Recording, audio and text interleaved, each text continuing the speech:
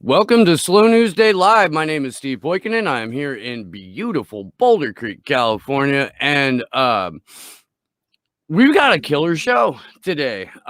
We have two journalists that are just doing work that is heads and shoulders above nominally 99% of the people in the field right now.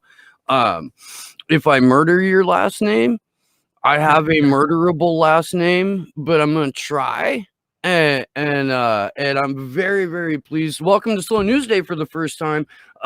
Friend of the Free Assange Vigil, Morgan Artyukhina.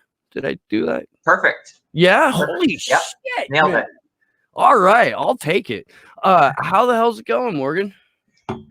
Pretty good. Another hot and humid day here in DC. Yeah. So if you guys are watching right now, Morgan was one of the few journalists that came out to cover the actions that that we took part in and hosted in DC in February. You write out of Sputnik. Do you write anywhere else?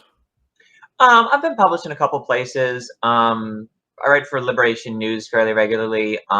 Mid Press News. I've been published in Monthly Review magazine, a couple places. Nice. So, mostly Sputnik, yeah.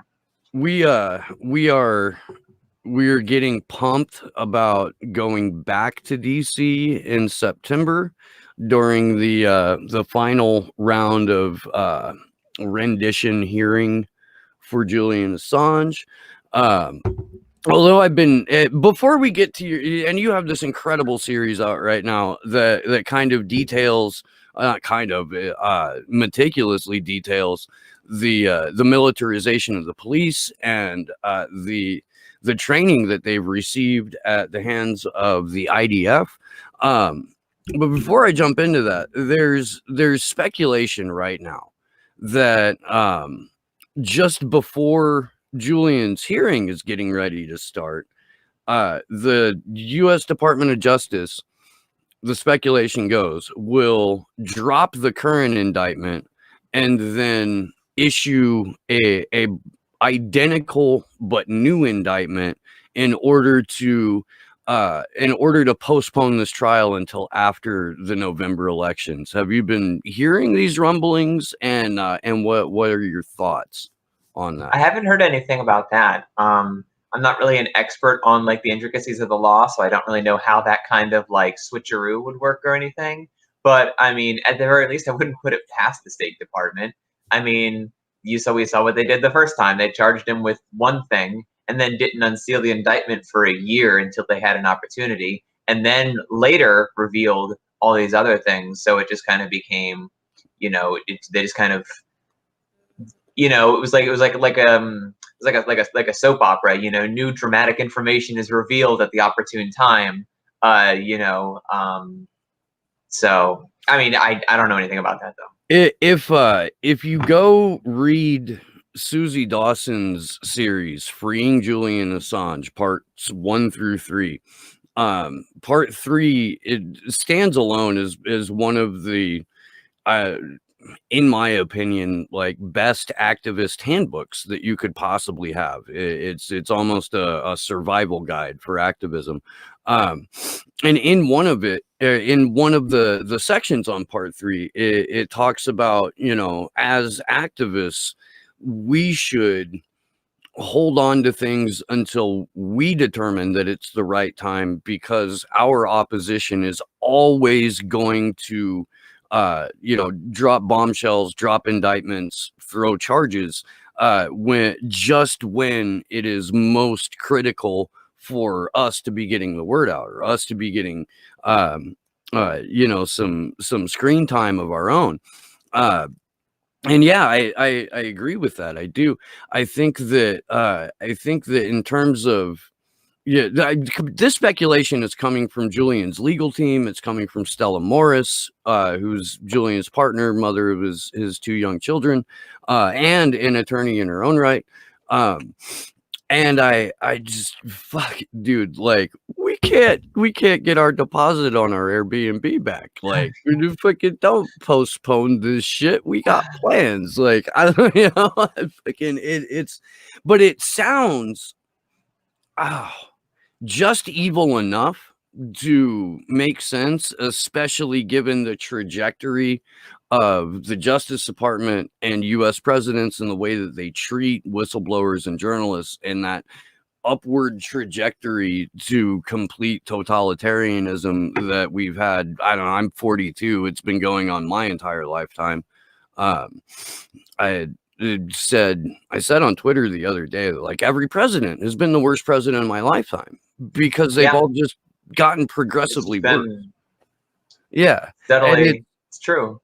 I want to discuss the articles that you've had, this 3-part series, and we're gonna go ahead and just kind of go through them in order. But there's some fantastic history that is wrapped up in here, and I would like to start with exactly what the 1033 program is, and what was all included in that 1997 NDAA, because I'm pretty sure most of the audience is familiar with like the 2012 NDAA that legalized propaganda and allowed for indefinite detention of U.S. citizens, and the ones that have happened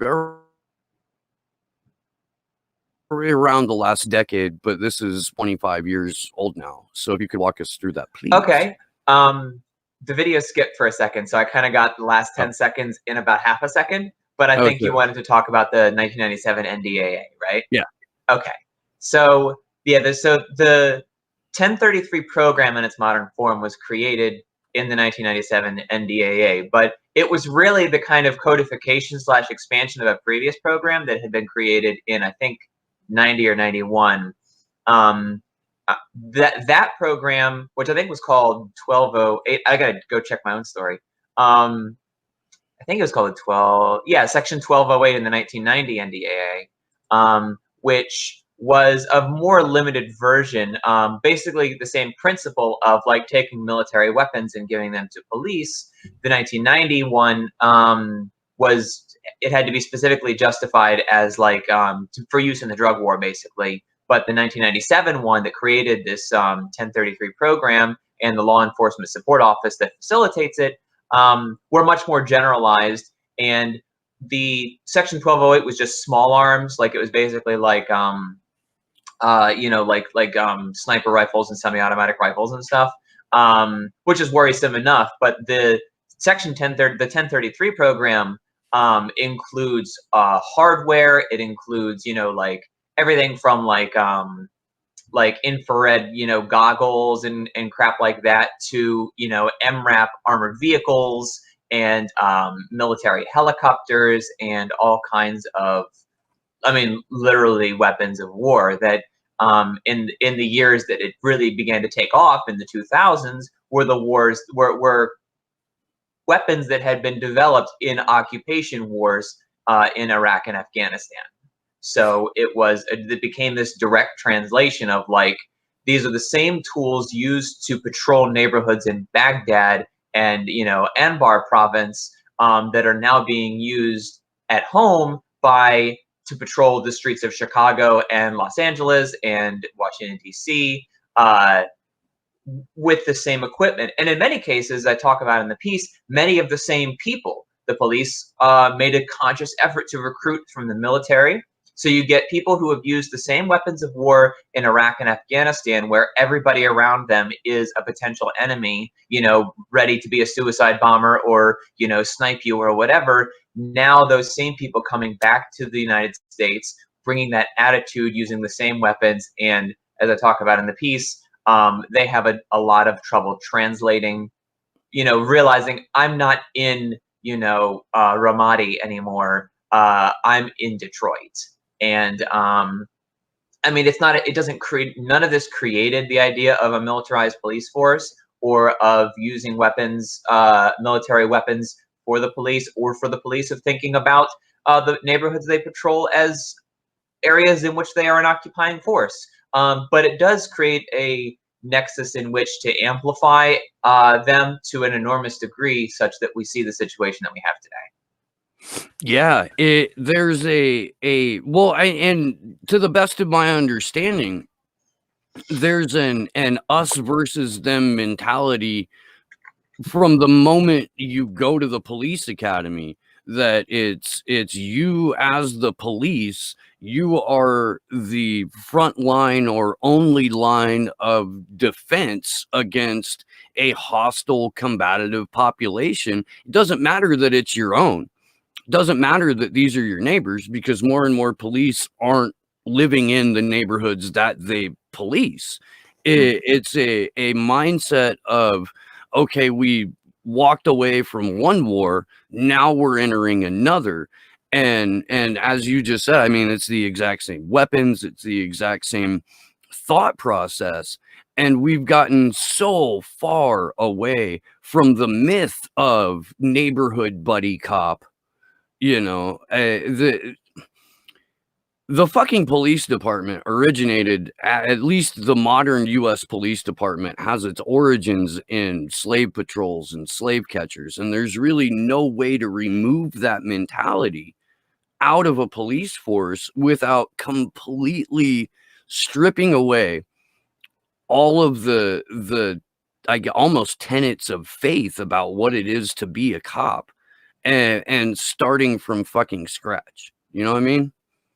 Yeah, yeah. And I mean, I think even the idea of like the neighborhood policeman, is itself a kind of myth, because the police have, even when you have this idea of, like a working class cop or whatever, like the reality is that, you have white police officers patrolling black neighborhoods, which is, like you said, like, I mean, it's basically kind of the logical extension of the slave patrols. Now, you've still got, white cops telling black people, you aren't allowed to be here, it's too late, and whatever, and like policing that. And I mean, what is that if not the same kind of behavior, of relationship? But, so I don't think that there is a kind of, mythical past in which the cops were, these trustworthy people, that have been corrupted by militarization and, bad attitudes and bad training or whatever. It's just that this is kind of the newest form. Like you said, they used to be slave patrols, but also, in New York City, like the NYPD, for example, was created to police minorities there, Jews and Italians. It was created to create vice squads to police gay people. It was created to, smash up strikes and labor unions, So it was always this weapon of class struggle, to keep the underclass in line, whether it was North or South or black or white or whomever it happened to be. So, and that really is what kind of draws, for me, the ultimate line between the question of, can they be neighbor, does the neighborhood cop improve things, because even if they are working class, they are doing the job of the ruling class. They are protecting the ruling class from their ostensible own if they are working class cops. So like, even kind of in the last instance, there's still like, there's never really going to be that element of like Andy Griffith-esque, trust between the police and the people they're policing, because that's just not, well, it's like they say, the police are trained to never trust you. You know what I mean? So that's, I mean, that's the way that they're taught, because they're taught that that everybody is a potential, it's a traffic stop. This person could pull a gun on you or whatever at any second. They're taught that any instance could potentially immediately become deadly for them, and that's why they reach for their gun first. But I mean, either way, like if you take their guns away, they are still, they'll beat you to death with Billy Club, right? So it's or with their cars or whatever you have. So it's kind of just a question of degrees and enablement for me. That's a fantastic point. It really is, because we know, looking at the rest of the world, exactly how the cops behave when you take away their their privilege to walk around heavily armed. They just, whatever is handy, to pummel you over the head with it. And then there's been creations of SWAT-like units, at least in the Five Eyes countries, which are pulled again heavily from former military.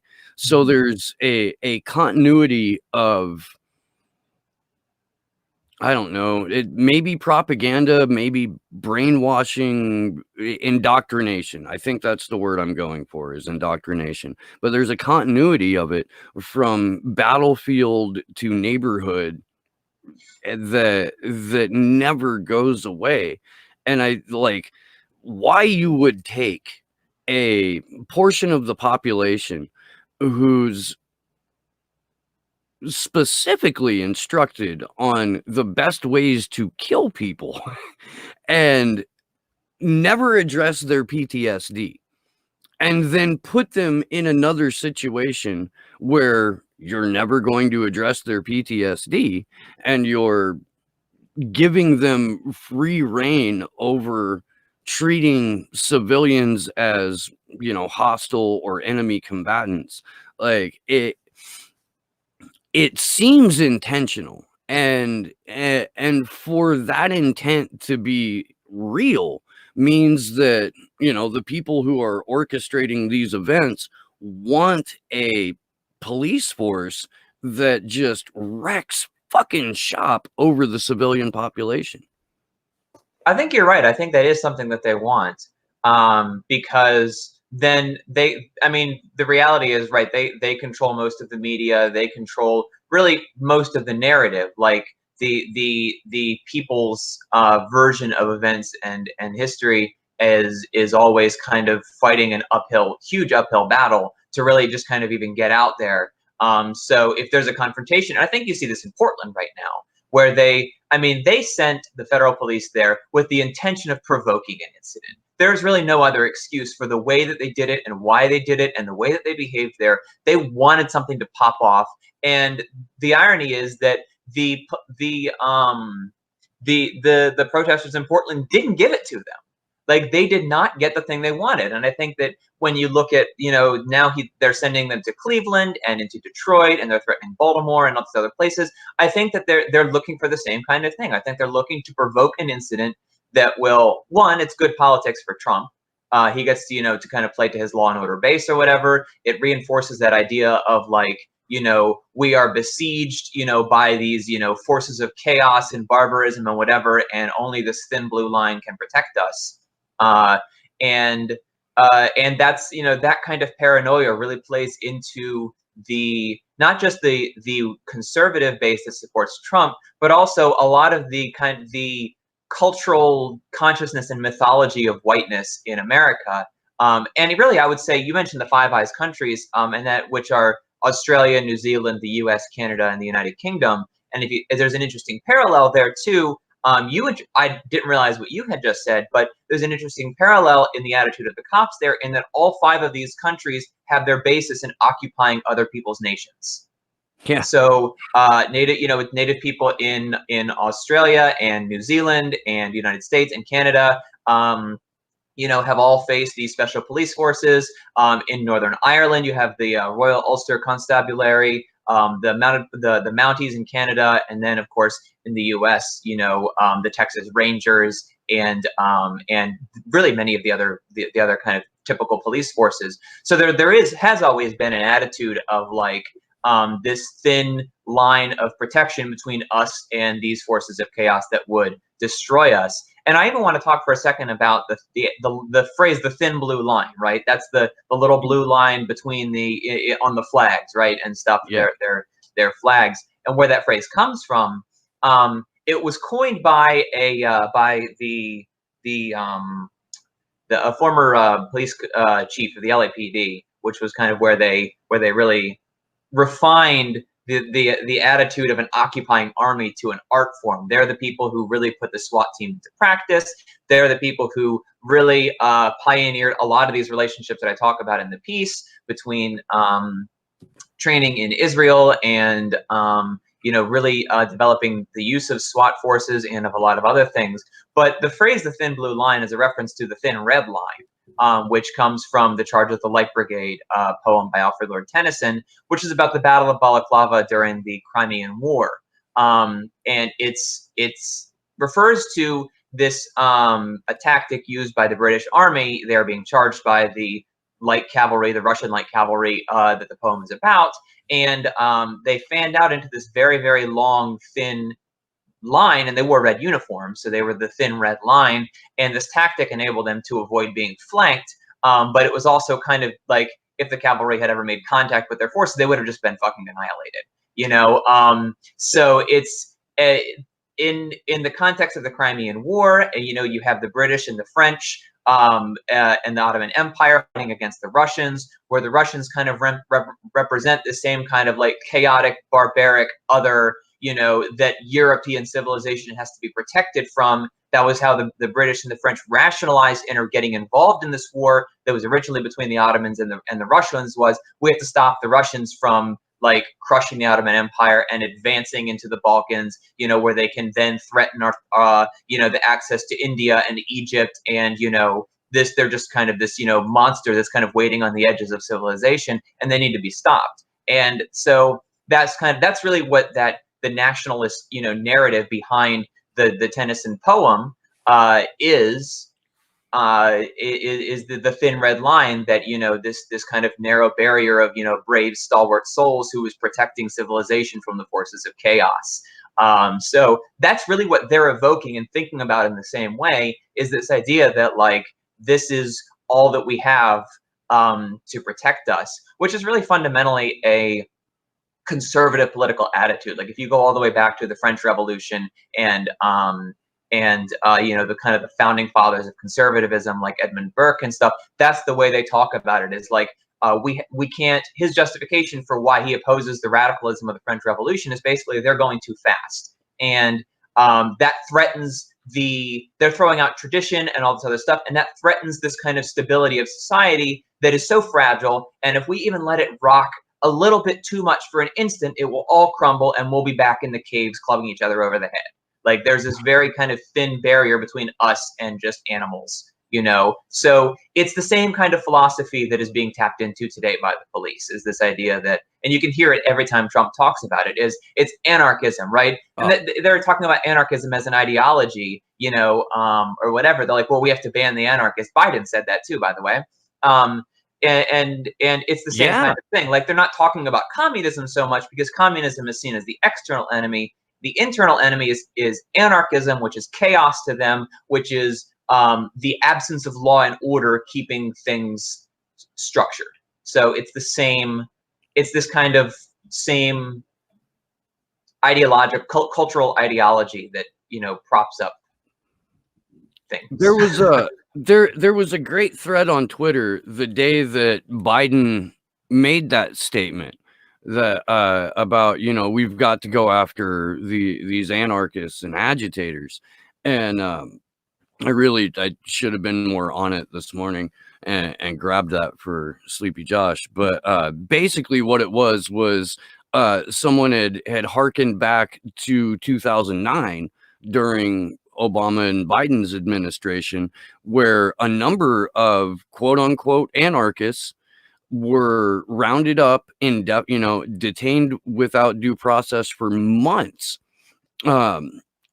all because they may have had anarchist leanings or anarchist literature in their homes, not because they had committed any acts of violence, not because they had destroyed any property, but just for holding a political ideology which ran counter to the law and order presidency that Barack Obama had and the law and order administration that Joe Biden helped create when he co-authored the 94 crime bill and the Omnibus Counterterrorism Act. And now we've got two presidential candidates, you know, one a sitting president, one a former vice president, both of whom have built their mythos and careers in politics on being tough on crime, law and order. And like,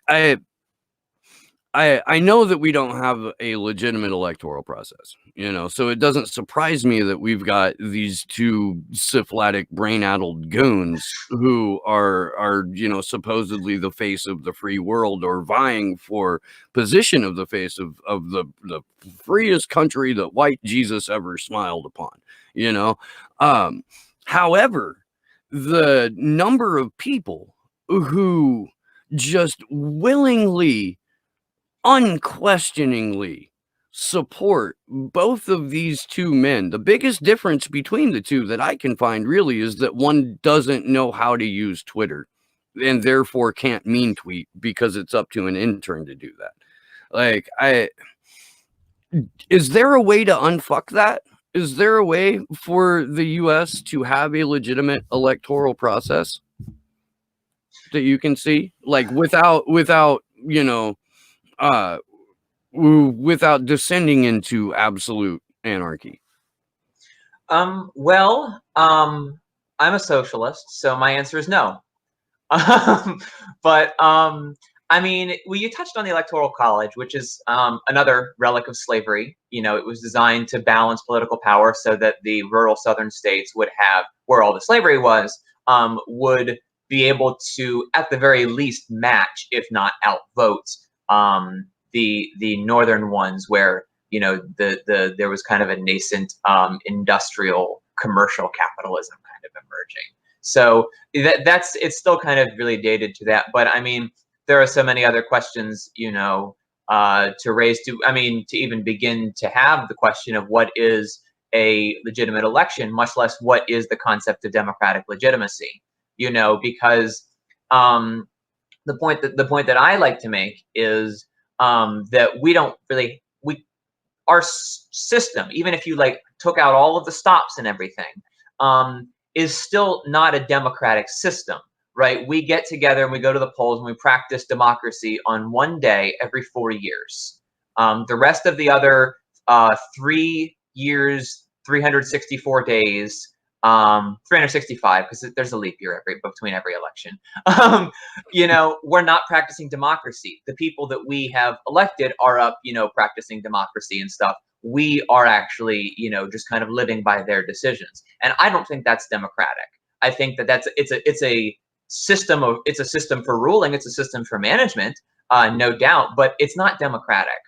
And even then, only a particular part of our society is democratic anyway, right? This political process, to which so much that actually affects our lives is not even put up for a vote, even among those people we elect to rule for us.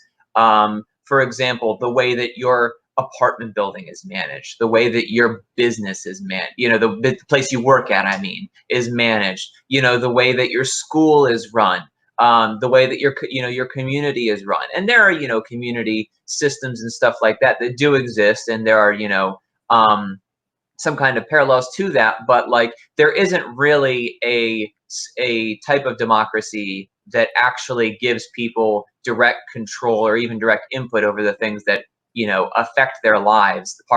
There's this kind of very specific part of society that is the purview of official politics, and then there's the economic side of things, which is supposedly beyond politics. And so I fully reject that divide.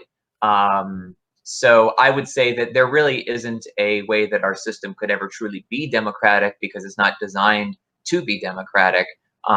That said, even within the logic of the system, there are very obvious major changes that we could make to make it more democratic and more fair and more inclusive, such as getting rid of the Electoral College, such as giving ex-felons the right to vote, and a lot, ending the purging of voter rolls, and reinstituting the protections that were removed from the 1965 Voting Rights Act, and just kind of some really basic things that would actually make a difference and actually give millions of people the ability to have their votes matter in a meaningful way.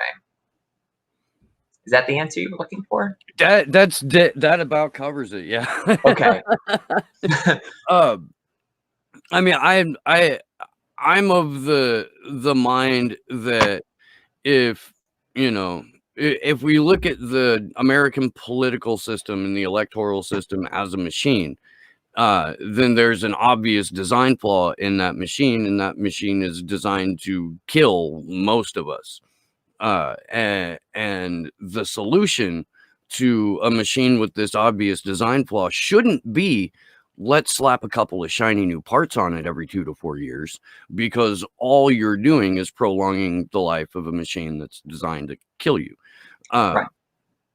And yet, you know, we've got a ridiculously high number of voting age citizens who are like, well, if we just vote harder or throw more money at the problem, then the problem will go away. And we don't need to address any of these fundamental flaws in the machine, because we're going to replace it with good parts as opposed to bad parts. And I don't think that you can put good people, let alone the majority dead-eyed sociopaths that actually run for office and get elected, into a system that is broken by design, that is ran by sociopaths and pedophiles, and expect anything other than just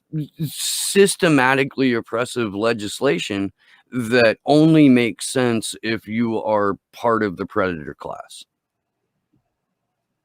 Yeah, no, I absolutely agree. You know? And that's basically like my entire show for the last 2 years. So if you're just, as if this is the first time you're watching, you've just now seen like every episode of Slow News Day,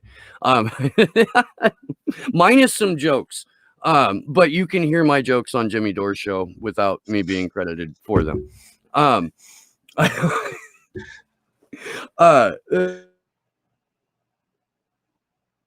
don't. I want to get back to the articles that you wrote, though, because there's some history about what SWAT is and how SWAT developed that goes all the way back to the very first raid conducted by LAPD's SWAT team.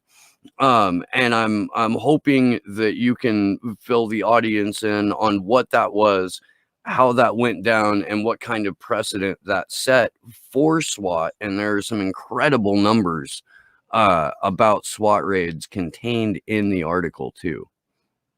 Yeah. So the genesis of SWAT, which is an acronym that means Special Weapons and Tactics, really came about as a result of the political upheavals of the 60s. In particular, a number of powerful Black uprisings in Watts in southern Los Angeles, in Detroit, in Newark, and a couple of other places. But particularly for the purposes of right now, the Watts uprising in 1965.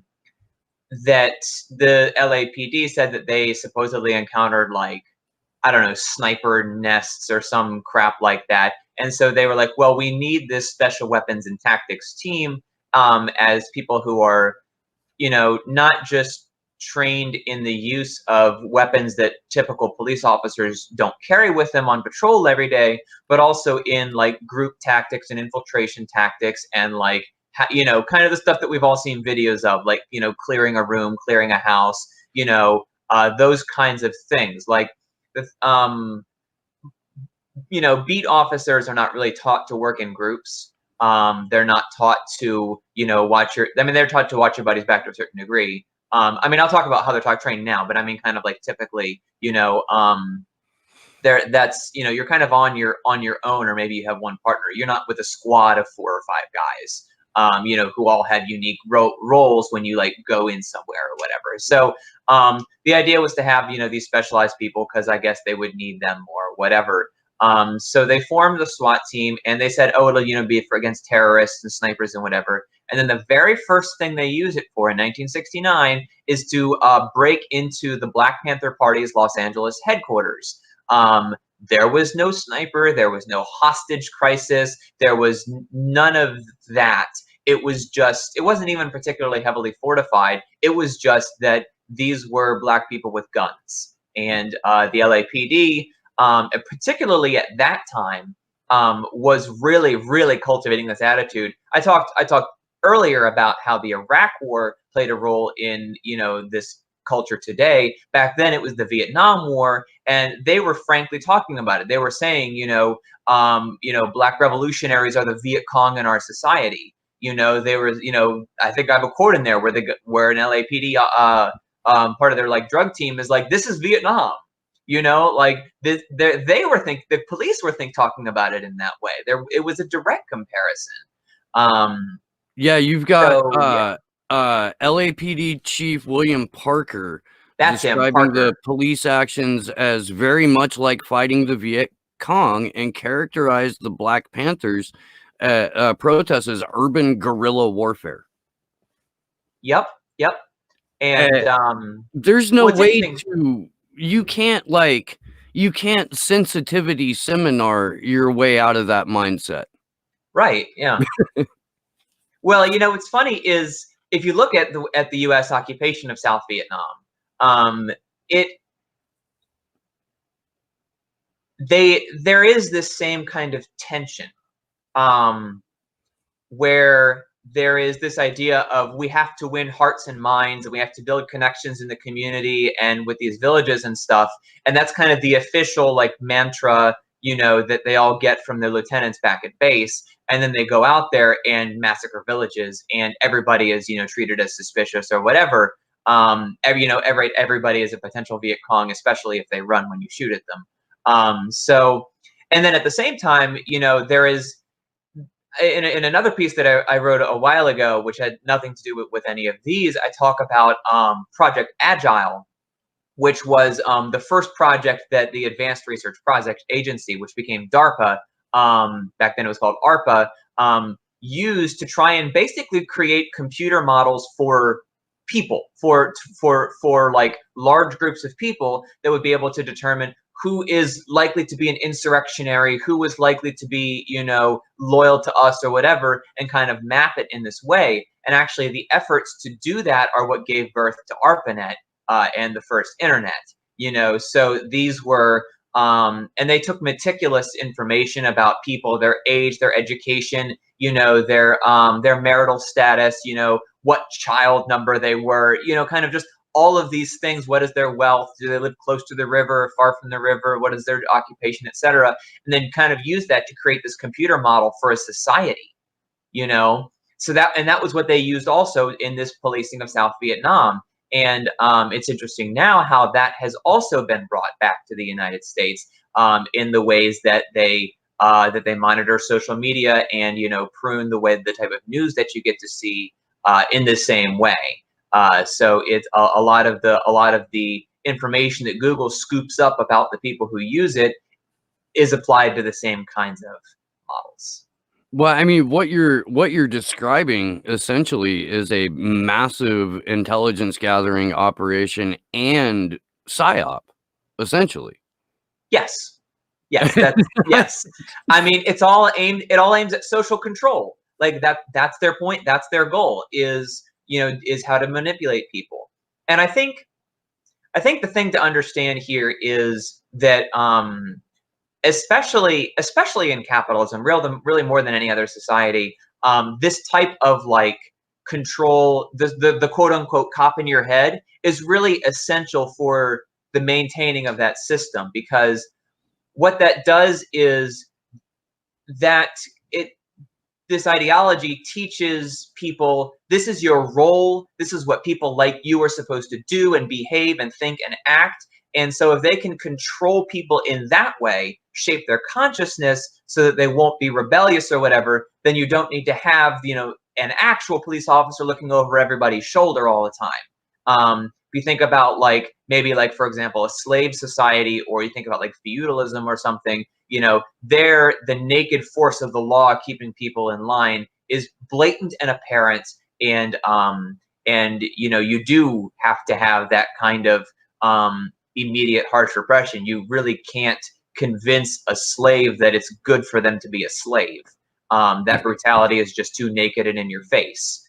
In capitalism, they are able to do that, and that's through the education system, through entertainment, through all kinds of things where we're taught that this is the way it is, this is the way it's supposed to be, this is just, and so that's to save them the trouble of having, police to do that. So I think that a breakdown of that, their ability to do that, is really behind a lot of this new police militarization and the growth of police forces. Is they're not really able to control the information in the way that they used to, and so they're having to fall back on this kind of more in-your-face methods of repression.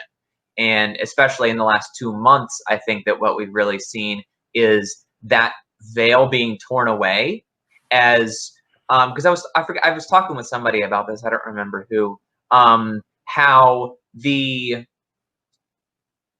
there was, when you think about like the way that the Black Lives Matter movement started, and they were the answer to was, oh well, these are just a few bad apples, right? There's just a few cops here and there. It's not fundamentally bad. This is an exception, and the kind of the details of different people's cases would be taken apart. Was Michael Brown being threatening? Should he have been selling? So they really kind of micro take it apart and really trying to turn it into like, this is a thing and not, it's an exception to the rule. And I think that, now 6 or 7 years later, we've seen so many exceptions to the rule that people are saying, at what point is it no longer an exception and this is just the rule? And then, the wild police repression, police riots of the last 2 months have really, I think, torn that veil away. And that's why they are looking at things like, like I said, sending these federal police to Portland, trying to provoke an incident that will excuse martial law. Trump said 2 months ago he would love nothing more than to send in the National Guard, and he threatened it again. If you listened a couple days ago when he announced that the federal police would be withdrawing from Portland, he said, if the Oregon State Police can't take care of the job, then we will send in the National Guard. Like, he would really love to do that for his like law and order image. And yeah, so I think that is something that's having to be resorted to now, because you just can't come up with the excuses anymore that really were the things that underpinned faith in the system before. I mean, you're 100% right on that. I realize this is very far from SWAT teams in LA. No. I think the whole point. I mean, the whole point of me having the show is that I think that tangents are often more educational than a traditional interview format where there's a pre-selected list of questions that only pertain to the subject material. I want to because you talk about in that second article, and then we'll get to the third one because we got about 15 or so minutes left. And I do want to talk about the IDF's role in U.S. police forces because it's something that I've talked about fairly frequently. But I don't think nearly enough people in independent media, let alone legacy media, will even touch it. But you talked about, or maybe it was the third. I'm trying to find it. At any rate, it is the second article. The shootout in L.A. in 1997 that lasted for almost 45 minutes that got turned into a movie. By the way, if you watch the movie Heat and didn't understand the background of it or thought it was, a pure exercise in fiction, there's a historical precedent based on a true story. And this incident is one of the things that really spurred forward the explosion of the militarization of the police. Yeah, so the North Hollywood shootout in 1997 was really pretty ideal for feeding the kind of paranoia that the police, excuse me, the police really needed. Because in that shootout, and I actually haven't seen the movie Heat, but maybe I should go watch it now. But in that shootout, the police find themselves not just completely outgunned, but completely out-armored too.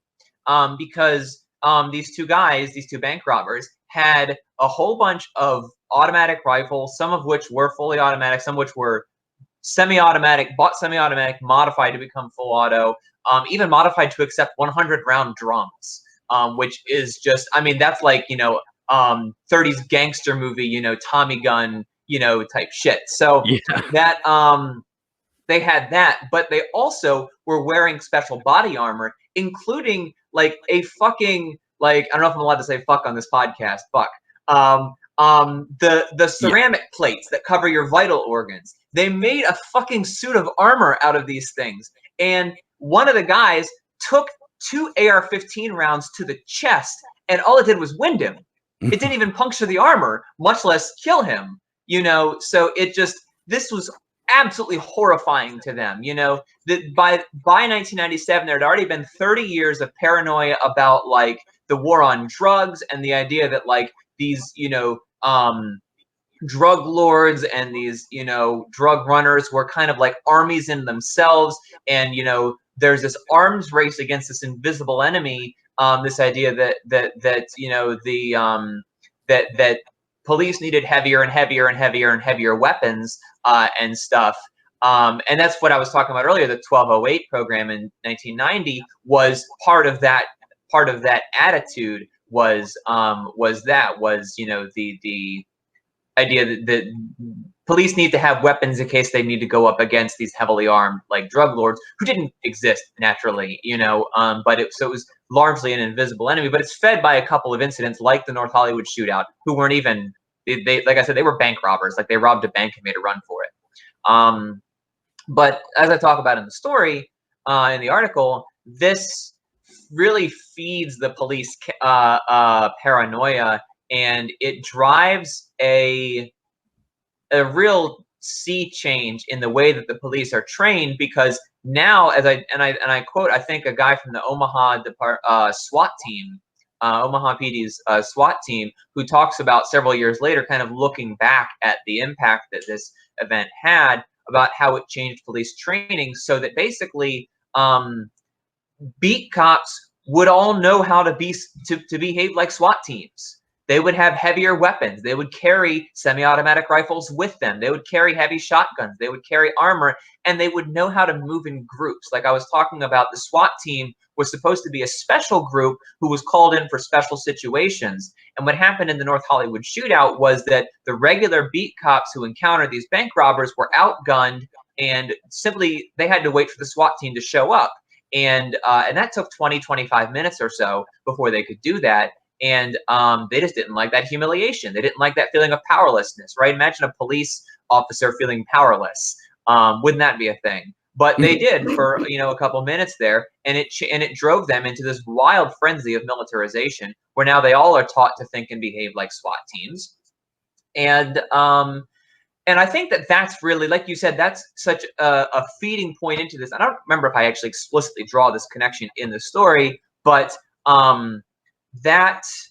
it's the police who drive the 1033 program. Congress created it, and the Law Enforcement Support Office facilitates the transfer of surplus military hardware from the Pentagon to police departments. But those are all driven by requests made by the police departments. It's not the Pentagon going to these police departments saying, do you want an MRAP? Do you want a Bearcat? Do you want some M16s or whatever? It's the police departments who are requesting these things, and the Army saying, sure, why the fuck not? No, it takes it off our hands. We don't want it. You want it. There's a legal mechanism to do this. Let's just do it. So it's the police departments who are driving this. They're the ones who are militarized. They're the ones who are saying, we need war weapons to complete our jobs. And that's what the real problem is. That's what the training creates. That's what the attitude of us versus them creates. And that's what is the really big danger here.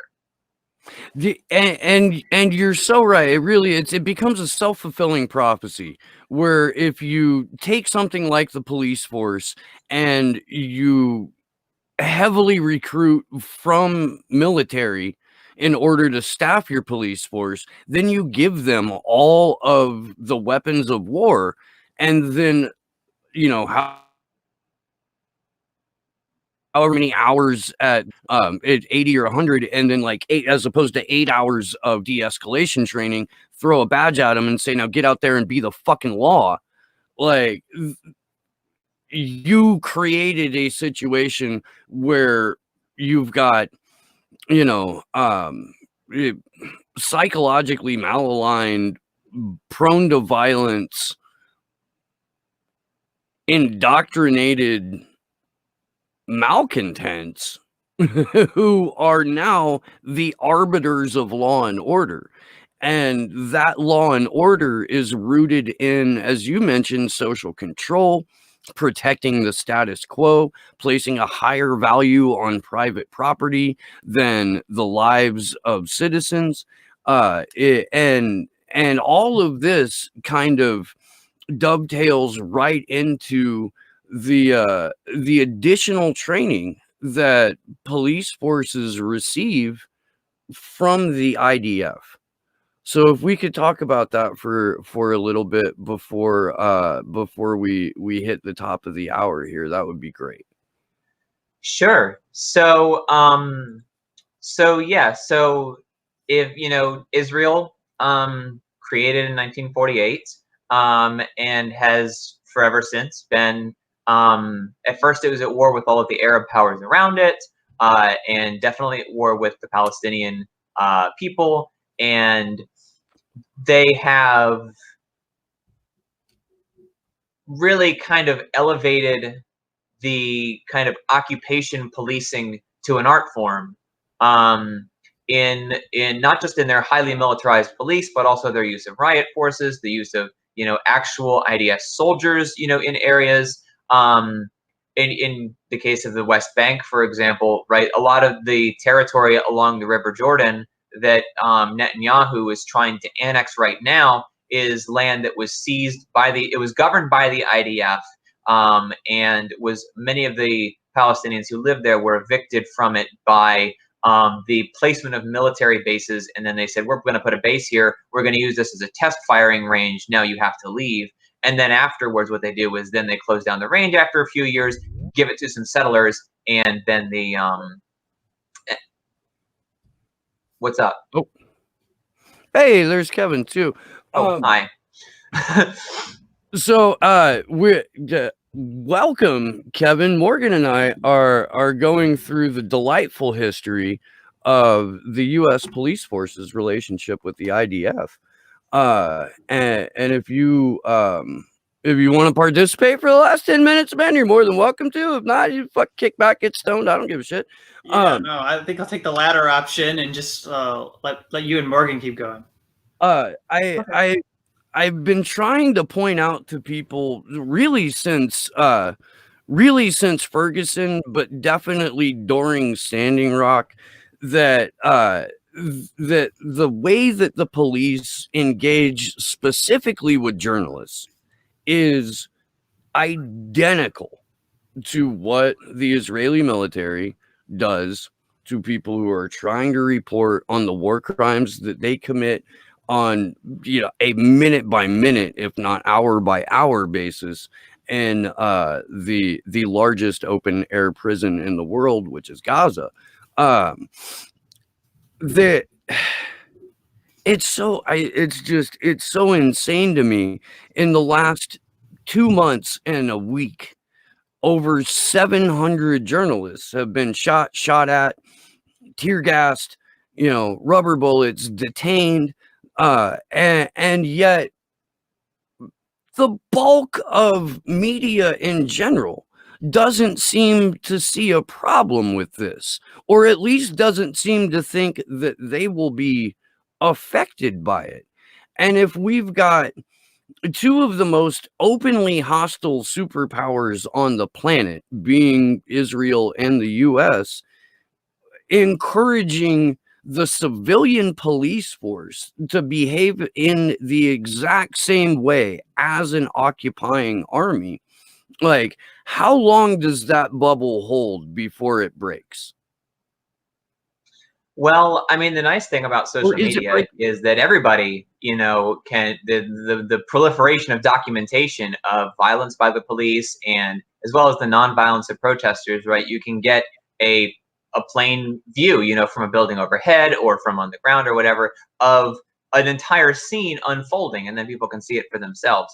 And I think that, like I was saying a few minutes ago, how much of the veil has been torn away of the ideology that kind of justifies, you know, the police as being justified in doing what they do, has really been torn away by that kind of documentation of not just by journalists, but also by, you know, anybody who happens to have a cell phone, you know, up or whatever, or even security cameras, you know, sometimes provide that kind of essential evidence. And it's great because every couple of days, I mean, it's not great, it's actually awful, but like, it's good that there is so much documentation of all of this stuff. Like, none of this is new, you know, like you said, but like, I think the difference is now that it's being, one, documented, two, put out there, and three, that there are actually people who are compiling it and putting it out for other people to see. Like, there are projects online now of you know, meticulous, you know, spreadsheets of like tens of thousands of documented instances of police violence against protesters and journalists and such. And I mean, not that journalists are a protected class separate from protesters or anything, but like, there is a particular malice that they seem to show towards people who are documenting them. And that's out of, I'm gonna guess that's out of pure paranoia of what they're actually doing coming to light. Like, in the back of their mind, they've got to know targeting people and shooting them with rubber fucking bullets for no other reason than showing up and participating in what is almost always a peaceful protest until the police start shooting. I've got to know that that's wrong. Morgan, I want to thank you very, very much for being on the show today. We definitely would like to have you back on the Assange Vigil before we go to DC. And I do hope that that you'll come down for at least a couple of the days, because we're going to be there for 3 weeks. Oh, wow. I do hope that you come down for at least a couple of those days. We've got some really cool shit in the works as far as demonstrations go. Will you please tell the folks who are watching where they can find you, how they can follow you, and maybe what you've got in the works over the next like month or so? Okay. Well, as you said, you know, I'm a staff writer for Sputnik News, so you can always find my work on there. And I'm on Twitter at Lavender N Red, the letter N. So you can find me there. And otherwise, just kind of, you know, out on the streets. So yeah, no, I look forward to seeing you guys when you come out. I had actually just gotten wind of that the other day. So who knows what the world will look like in 2 months. But yeah, no, I look forward to seeing you guys out here. Yeah, I'm not big on predictions, but if I had to make one on what the world will look like in 2 months, I'm going to say more absurd than it does today. That's the rule of 2020. We're gonna have like sexual harassment alligators invading fucking cities by the time December rolls around. It's yeah, we live in a fucking cartoon. Morgan Artyukhina, thank you so much. And yeah, I'd look forward to chatting with you again here soon. My pleasure. Y'all, that is going to do it for hour one. Right now, it is my pleasure to introduce, for the first time on Slow News Day, another friend of the Free Assange Vigil, incredible independent journalist and editor of Shadowproof.com, who is celebrating their birthday today. Ladies and gentlemen, Kevin Gosztola, how are you, sir? Hey, it's good to be with you. It's good to have you. And yeah, congratulations on it. 5 years of Shadowproof. Do I have that right? Yeah, 5 years, and we don't take any of that time for granted. I think anybody who takes on the task of founding a media outfit, it's tough. It's so difficult to run anything. I mean, you do this show, but to expand it beyond that and have a platform, and you're involving journalists, and you're paying and editing them and working with them, and you've got to keep a website online and pay your server bills and all kinds of things like that. and we build up a base of members and donors who care about what we do. And obviously there are expectations for how a media organization should operate. There are norms. There are also general things that we deal with individually about, like, you can talk about this, you can't talk about that, you can cover this, you can't cover that. Oh, it's an election, so you need to avoid these issues. Oh, it's not an election, and now you can have a free-for-all and go do whatever you want. And we mostly ignore that noise, but it's all these pressures that are out there when you're managing a media organization. Yeah. I've been a part of a number of outlets over the course of my it seems like I've been doing this shit for a century, but it's really only been about 25 years. The expectations that you have, like, once upon a time, I wrote for The Nation, and it was in 2008. They had an election blog team. I was a part of that. I was, following candidates around and trying to write accurately about who these candidates were instead of create puff pieces that would help get a Democrat elected, which is why I no longer work for The Nation, by the way. And the transition from that, like what was, basically mainstream media, to trying to write for independent outlets, the main problem that I found is that a lot of these, like, almost fly-by-night websites get swooped up by larger companies immediately, and all of the staff gets laid off. And most of that is directly because they're not following the rules or norms of establishment journalism. Yeah. So, like, Deadspin, I think, is one where they all get laid off because they're doing it in a way that their owners disagree with. I think that's known as a sports blog, but they were looking at the politics of sports, and that got them in trouble.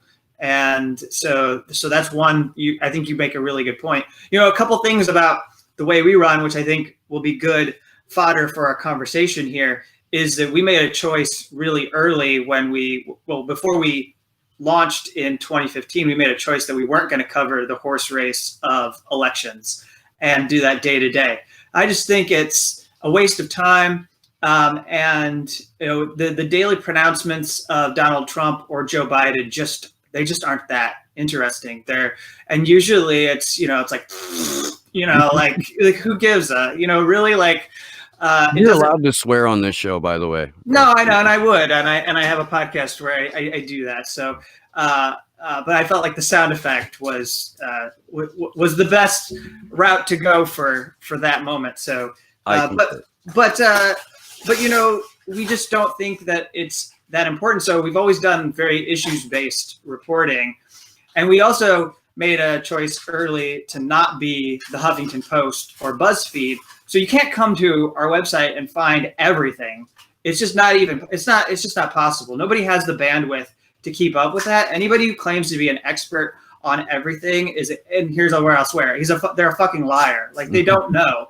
And people who talk and give their opinion when they don't know are the problem in the media industry. That you need to know when to get out of the way if you don't know. There are other people who are doing this work, and you have to give them the platform. You have to let them be people who get brought in. So, I do the stuff on Julian Assange. I cover whistleblowers, but you'll never find me trying to go on shows and talk about labor unions, or you'll never find me going on shows trying to talk about women's issues and feminism and stuff like that. Because this is not something that I'm working on. So there's no reason for me to be, giving you the latest on what's happening with abortion clinics. It's not something that I have the authority to speak on. And so I shouldn't say anything about it.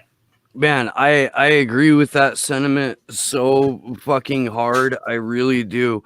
I used to get asked when I first started this show to, like, come on to somebody else's show and talk about the political horse race or do, like, post-debate fucking coverage. And I'm like, they're rigged elections and the people who are running are fucking sociopaths. What do you want me to say about I don't have have a play by. I don't give any validity to the system as it stands. I don't know why you want me on your show. I'm just gonna piss off your audience because I'm not gonna lick Bernie Sanders' asshole for an hour. Like it's not who I am. It's not what it's not even what I'm interested in. I'm trying to communicate to people for pretty much my entire adult life that voting is the laziest and least effective direct political action you can take. And still people are like, but what do you think about AOC? I think she's a fucking actress. I don't know. So, I mean, I think what I agree with from what you're saying there is that I'm a proponent of something that the late great historian Howard Zinn had to say. He wrote this excellent column in 2008. It was called Election Madness. It was actually published in The Progressive. And the whole point of his piece was to say, look, we spend so much time talking about what we're going to go do and what we're going to vote, how we're going to vote on election day. And it really takes each of us, if that's something we choose to do, about 2 to 3 minutes of our time.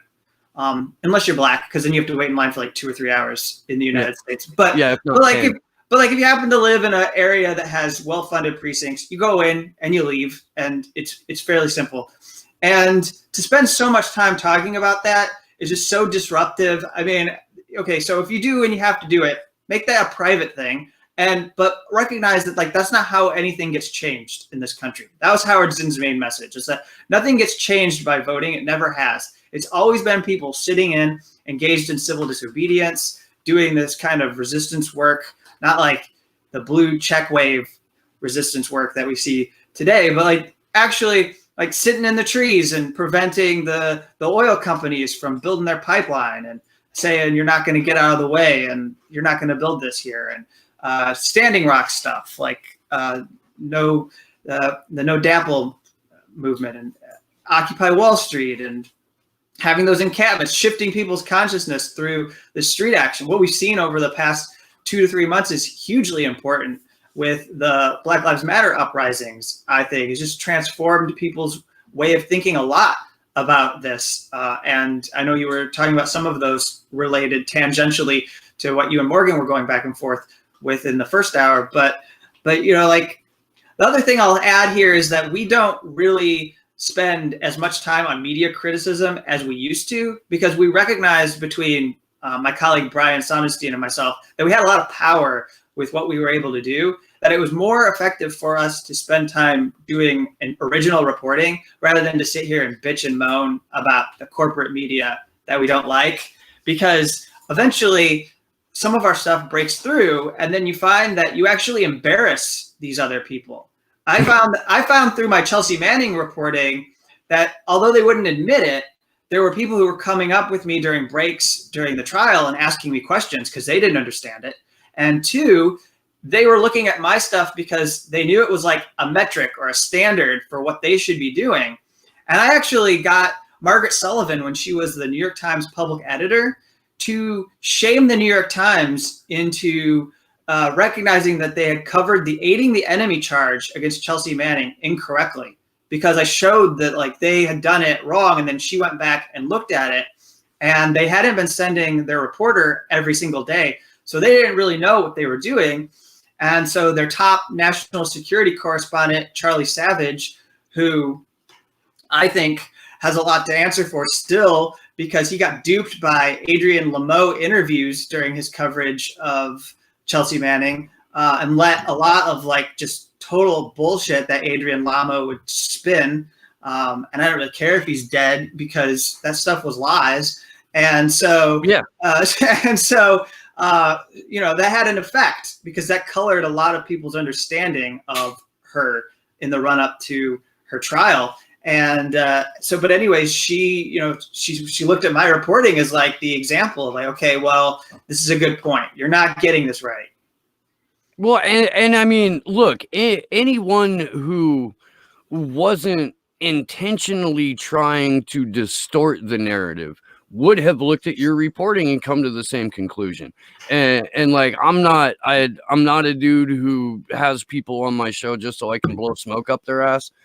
Your work covering Chelsea Manning's trial, her court martial, is the benchmark of reporting on that situation. And I can't thank you enough for being like one of the very few voices of clarity and honesty during that time, man. Like it was vital.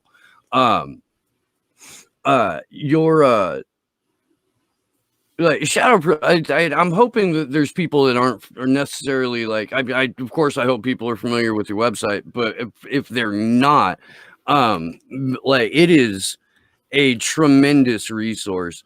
And the podcast series that you have where you detail what is going on with specific whistleblowers and whistleblowing in general, I think that should be, basically required listening for anyone who's involved in activism, anyone who is involved in covering, issues of national security, or corporate waste, fraud, abuse, and things of that nature. Can you talk about how that series developed and some of the highlights that, just your personal highlights from that series? Yeah. So, and now it has a companion newsletter that we launched that people can subscribe to.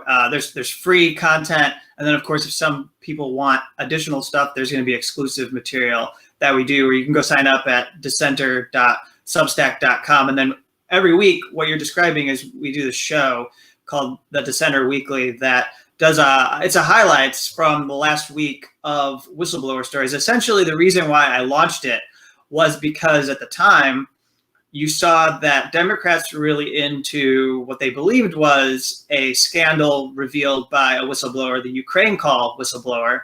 I have many reservations about that person, not because whistleblower.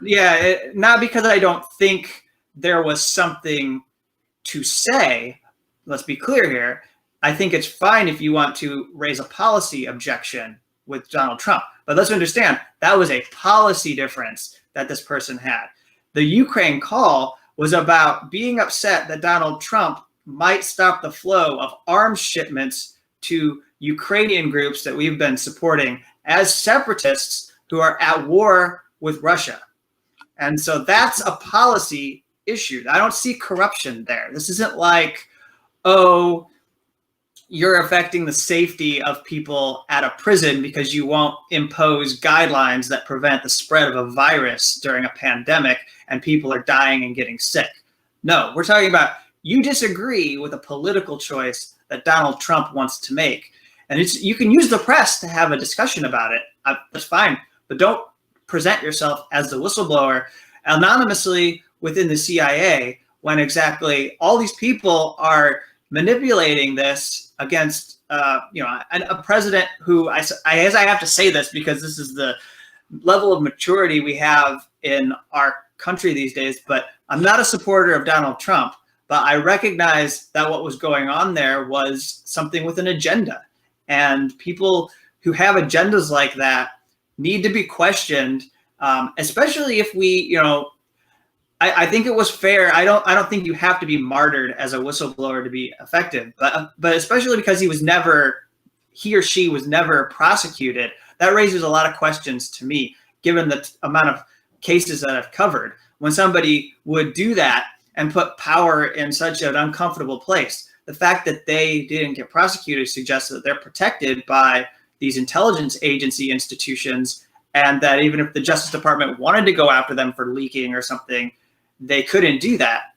But so the show is essentially about trying to get away from partisan coverage of whistleblowing. It's saying that, okay, I'm not just going to get excited when it helps my team, the Democrats. I'm not just going to get excited when it helps my team, the Republicans, either. I'm not going to get duped by Benghazi whistleblowers that aren't really exposing anything, because you're not actually talking about the thing that the CIA was doing in Libya around that. You draw a circle and you're just looking inside this like circle. You've got the soda straw effect, basically, where you're looking through the soda straw. But if you go over here, that you need to look over here at what the CIA is doing. Is you're just looking through the soda straw. And I think that there are definitely also scandals that have happened that Democrats ignore that Republicans have cared about, like the Fast and Furious scandal was something that Republicans got really worked up about, but Democrats didn't care about. And when you get down to it, what the show's really about is looking at it more fully as like whistleblowing against empire or whistleblowing against corporate power and corporate influence and the intensity. We've done a ton to conclude my answer to you. We've done a ton of stories in the last few months on some amazing people who have no support whatsoever, no resources. They lose their jobs. They are now going to be living on possibly welfare or food stamps. They're definitely probably looking at an unemployment because they left their jobs. They complained to their bosses about not having support and protections during COVID-19. We're talking like nurses who were in the hospitals and said, I want to wear a mask. And their management said, no, you're not wearing a mask here in the hospital. And so they just left and said, I'm not going to die here. And so now they have no job. And you've got people like that at Amazon. There was Christian Smales, who was this whistleblower in Staten Island at the Amazon warehouse, who got fired and retaliated against because he was organizing workers against unsafe workplace conditions.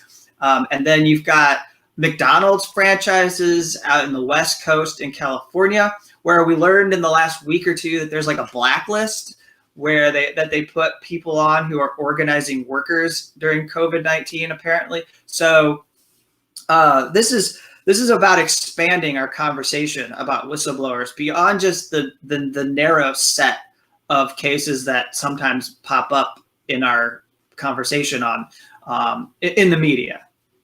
I was listening to the show you did with Tom Mueller a day or so ago in preparation for this, and it cut out and never went back to the actual interview, but you were just getting ready to say like what the problem was in media, and then it cut. And I never found out what the problem was in media, and I want to get back to that. When I talked to John Kiriaka, a Ukraine whistleblower, he was like, but he's a CIA agent who's doing his job. Like that's not a whistleblower. Like he was like, I was a CIA agent and I didn't do my job. But I felt like I did by coming forward with this information, and the result was me spending, the better part of 2 years in prison, or over 2 years in prison, 2.5 years, I think.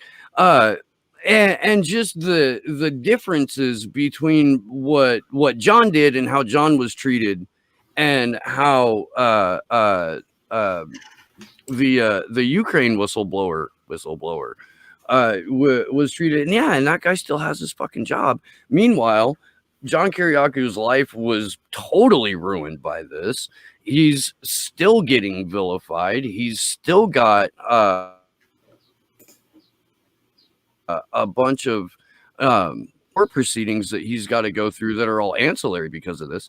And there's, I don't know, it's like a long way of saying this show that you're doing is very, very important. We on the Free Assange Vigil, we've been fortunate enough to talk to a handful of whistleblowers, like John and Bill Binney, and David McBride out of Australia, who's just getting absolutely fucking railroaded for taking his concrete proof of war crimes and fraud and abuse on the part of the Australian military to the media. And now they're going after the journalist too, who reported on it. And when the Australian Broadcasting Company studio was raided, they didn't just take that journalist's computer, they took everybody's device. And this over the top wholesale fascist reaction on the part of quote unquote democracies is incredibly concerning to me. And I feel like it should be incredibly concerning to anyone who has to live under the rule of these countries. Have you been able to see a shift? Because like we were talking about earlier, you did set the journalistic standard for covering Chelsea Manning's court-martial. Because of the work you're doing with this series, have you seen a little bit of shift and you know, some other media outlets who are starting to pick up on this a little bit, or are they basically locking themselves in a soundproof room over the fact that Gosztola is kicking their ass again? Yeah, I don't. It's hard to answer that question. I'm not sure. Like, I might be in a silo just speaking to my audience, and I'm not sure that it's broken out yet. But eventually, it'll get there. And I think other people who read various outlets outside of Shadowproof will get a chance to be exposed to some of this. And you know, we just had John Kiriakou on our show this past week to help mark National Whistleblower Appreciation Day, and something that I think would be good for our conversation is just to make sure that everyone who's following understands all the many ways that they have to disqualify you as a whistleblower so that they don't give you protections. So you have people who claim to be well-meaning senators who act like they're going to support whistleblowers, but I'm just going to read this, and I think like you're going to have a tough time with your bullshit detector going off, but I'm going to get through this, and then, you know, we can go through whatever you want here that really gets under your skin. But I read this to John and he laughed because it's just loaded with so many ways that they can disqualify you. So in the resolution that marked National Whistleblower Appreciation Day, they put this in the resolution, and it's got all that like language that makes it resolution-y, right? So it says, whereas it is the public policy of the United States to encourage, in accordance with federal law, including the Constitution of the United States, rules and regulations, and consistent with the protection of classified information, including sources and methods of detection of classified information, honest and good faith reporting of misconduct, fraud, misdemeanors, and other crimes to the appropriate authority at the earliest time possible. Now, therefore, be it. And then it continues and it says like, okay, that they're going to support whistleblowers. But, you know, I just read that, and there's 3 or 4 things right there that they can throw at any whistleblower to deny them protections. So just to make sure we picked up on all of them, it could be that you didn't blow the whistle right away. So like, okay, maybe you took a few days to think about it. Like, okay, is this really corrupt? Am I seeing what I'm seeing with my eyes? Okay, now I believe my eyes. And so I'm going to okay, well, wait, what if I get in trouble for this? So you want to plan your next steps to make sure you don't have the fate of Chelsea Manning. So you think about it, well, then they might penalize you because you sat on it for a little bit. Appropriate authority. Okay, well, what if you just like went to the wrong place? No, actually, there are a fair amount of whistleblower cases that have been disqualified because they went to the wrong bureaucratic agency. That's how fucked up they go. The wrong bureaucratic agency within our massive bureaucratic military industrial complex or the national security state. So then it's like, oh, you never really blew the whistle. And then it's, you know, and then it's, is it misconduct, fraud, misdemeanors, and other crimes? You know, they have all kinds of different ways to determine whether it was. Is it good faith reporting? Or like, was it malicious, or did you have like an axe to grind against somebody? And is it classified information? Well, okay, actually, in some instances, it may not even be classified information. It could just be what they call sensitive information, which is a meaningless term that's been made up to go after people. And actually, retroactively, they can go back and classify information so that you're no longer blowing the whistle on innocent, unsensitive, or insensitive information. And so it's just, there's all these games that they can play. And, you know, John's one of them. John went through these kinds of games because his case was one that they weren't going to go after him. And then it changed after Barack Obama was elected. Yeah. And look, the classification system in the US is something that is just wholesale ridiculous in and of itself.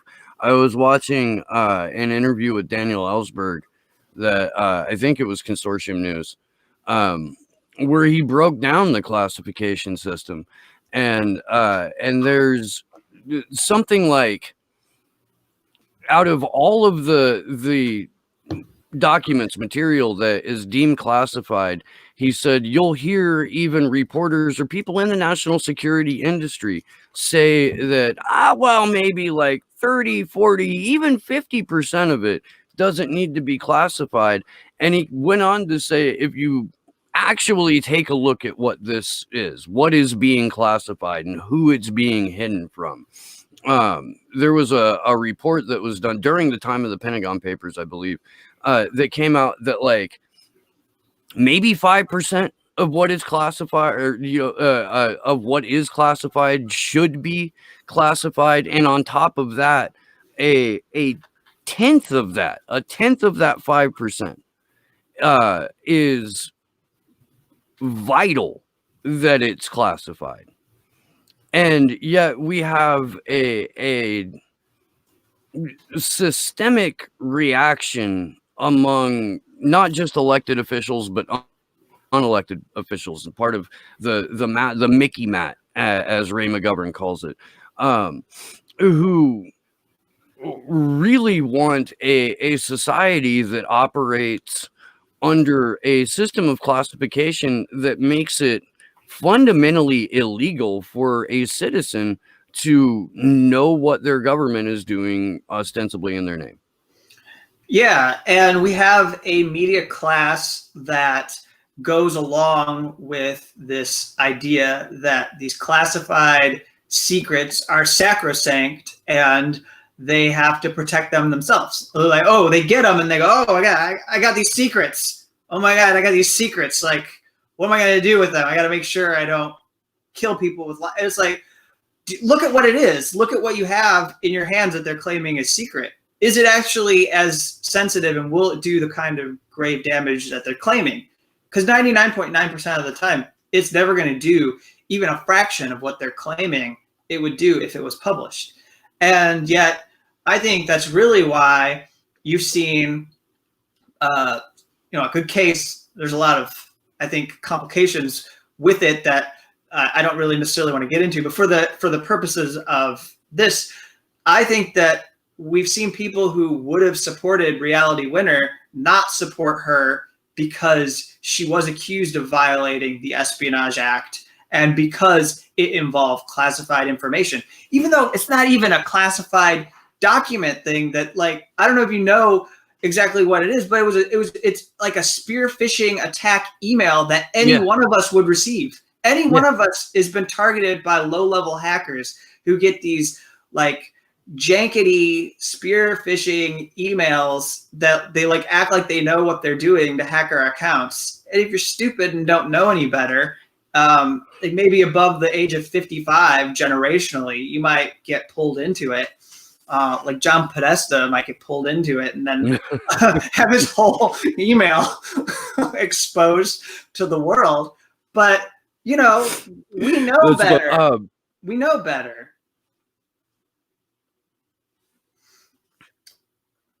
Well, and the documents that came out that The Intercept published, that Reality Winner gave to them, at least on my reading through them, do more to blow a hole in the whole Russiagate narrative than they do to corroborate it. And it's loaded with that spook language that alludes to the potentiality of crimes being committed without actually showing that a single crime has been committed, at least on the part of the goddamn Reds or the GRU or whatever you want to call them.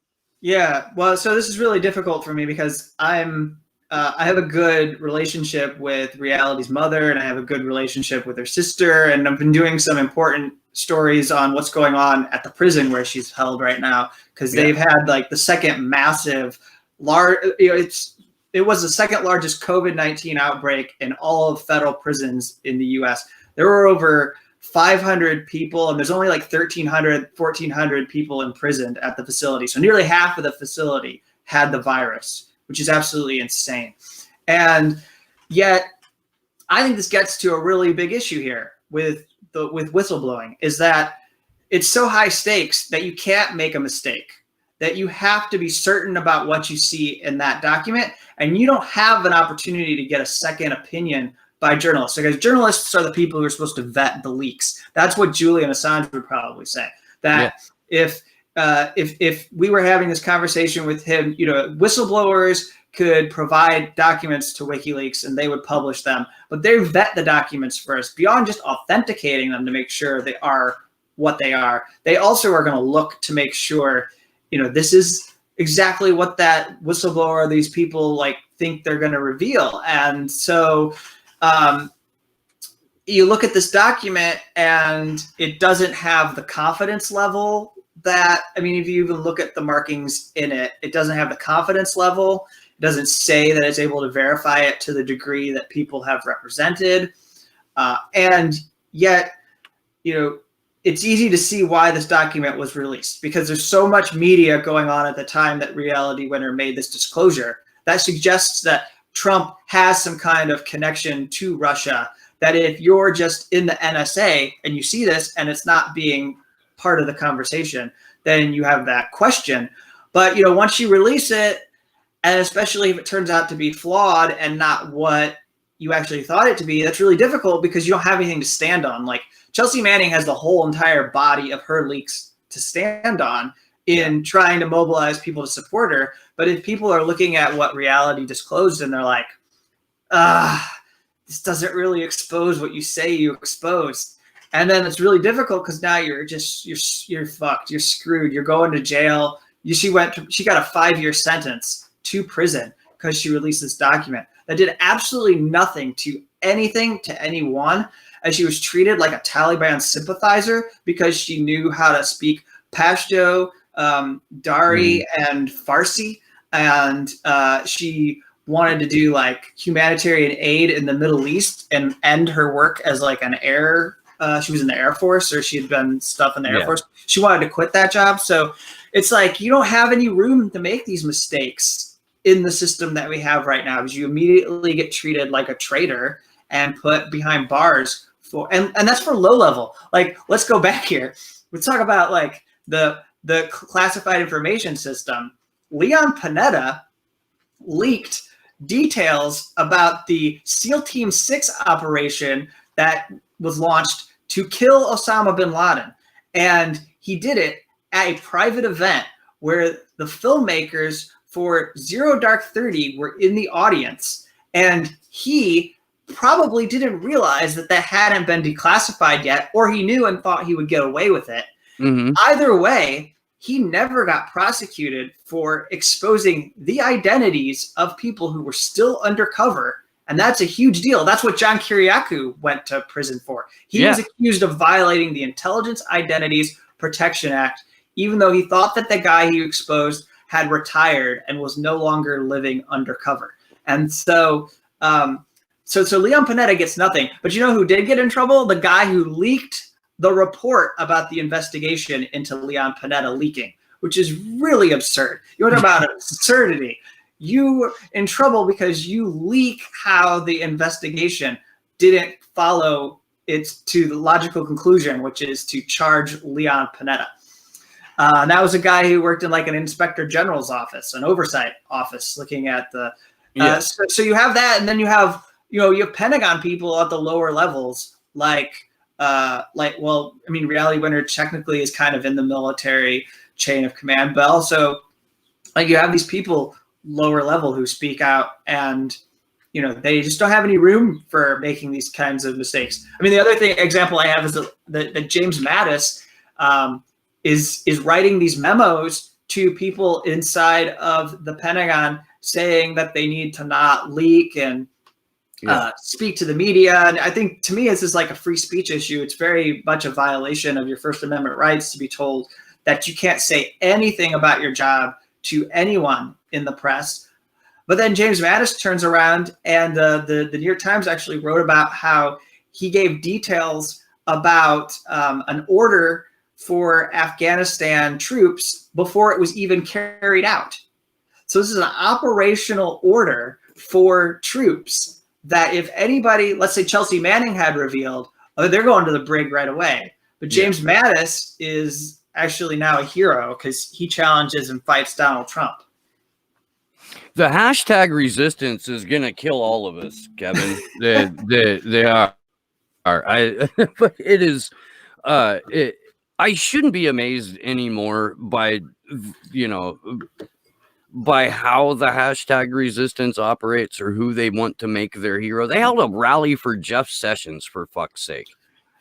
They did more resistance for Jeff Sessions than for things that actually would matter. Things that are being taken away. Like people are losing health care, people are losing jobs, people are losing their unemployment benefits that had been extended during COVID. Where's the protests about let's extend the unemployment so we can keep living off of it? And yet, nothing. But we got a day of protest for Jeff Sessions, who, by the way, was one of the thing that's so crazy to me that Jeff Sessions was ever the attorney general was he was the guy in the Senate who was a co-sponsor of a Official Secrets Act law called SHIELD that Joe Lieberman was for, and they wanted it to pass. But of course, it has no political chance whatsoever because it's so far outside the mainstream. But the idea was that you would just straight up criminalize any leaks whatsoever. So if you leak classified, not even classified information, if you publish government documents without permission, you would probably be found guilty of violating the SHIELD Act, and it could be used to go after journalists who probably like what they have in the UK. Yep.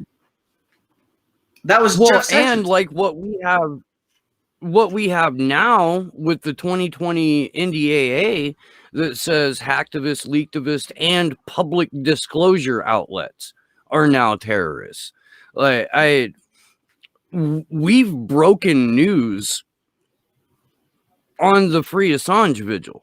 Ray McGovern came on the Assange Vigil and dropped the bombshell on us, casually as fuck, by the way, about him and VIPS members being subpoenaed to disclose all of the information that they had regarding Seth Rich's murder.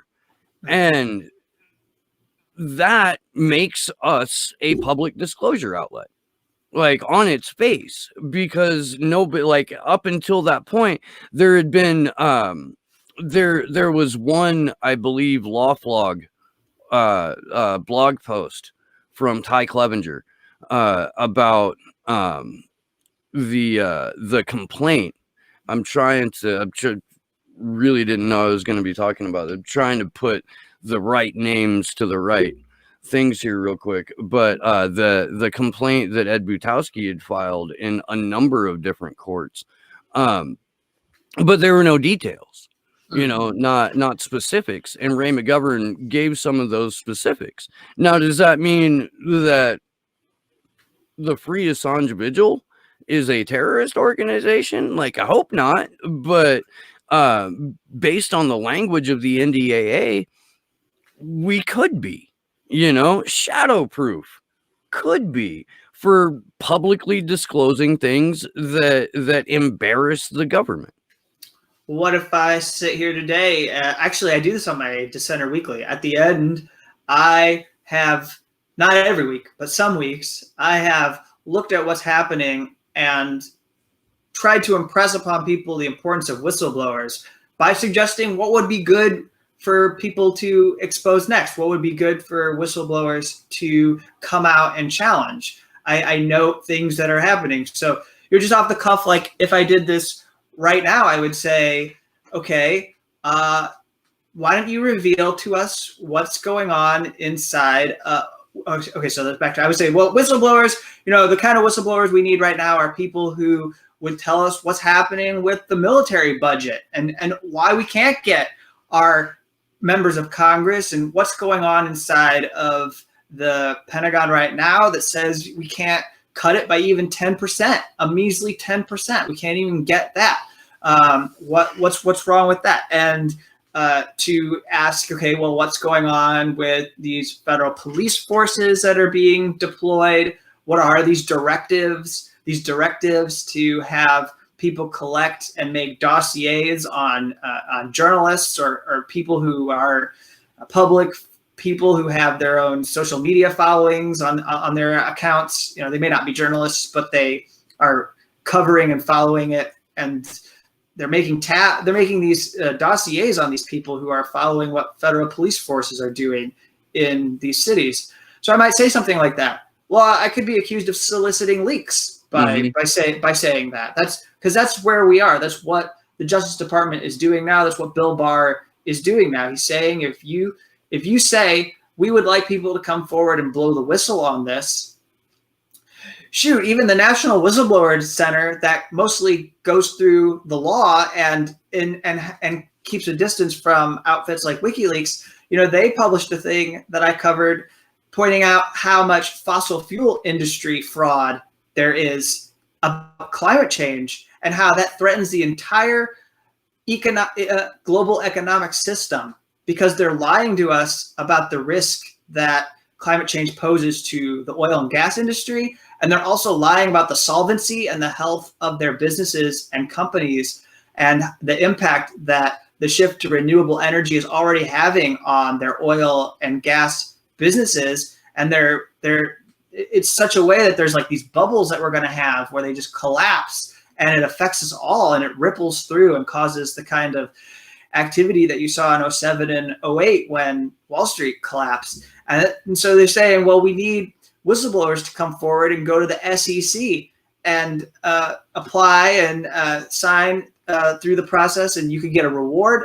SEC has actually given out like $500 million or $500 million to whistleblowers for coming forward with information since the Wall Street crash. They do it under a law that most people would claim is mostly ineffective, and I would agree. But one provision under Dodd-Frank was that the SEC developed a process for whistleblowers to come forward and claim rewards from within their corporations. So they've been able to unearth a lot of fraud. And so the Whistleblower Center has said this to whistleblowers: come forward with this information. And technically in our system right now, that's seen as soliciting, and that could get you in trouble with the Justice Department. Yeah, I got reprimanded by Sleepy Josh, who's running the tech here today, yesterday, because during the vigil I had said, like, I think we should update the WikiLeaks most wanted leaks list. And then I named off like a couple of things that the public absolutely deserves to know. And he was like, yo, dude, that's how they got rid of Anonymous Bites Back for a while. Like, you can't solicit a hack. And I didn't feel like I was doing that, but I guess you could construe it that way, and I probably did. Like, I know me, I know my fucking mouth. Like, I probably did. Josh, you can chime in if you want to on that. Yeah, you did. Thanks, buddy. Thanks. That's what I'm here for. But I mean, look, it. But they presume what you're asking is illegal when it's the interpretation of it. Because if I ask these people, they immediately go to, oh, they're probably using illicit means in order to do that. They're like, somebody wouldn't. Because we've been sold a bill of goods when it comes to unauthorized access.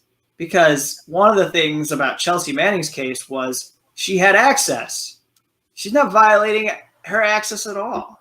She has the access. They're right there. Require a username or password for her to access that information. Yeah, it's right there. It's right there in front of her, and everybody, and hundreds of thousands of other soldiers have it as well. And so, just to release it, that's nothing. I mean, and the fact that She then went on to spend like 77% of her adult life incarcerated, and a disproportionate amount of that time in solitary.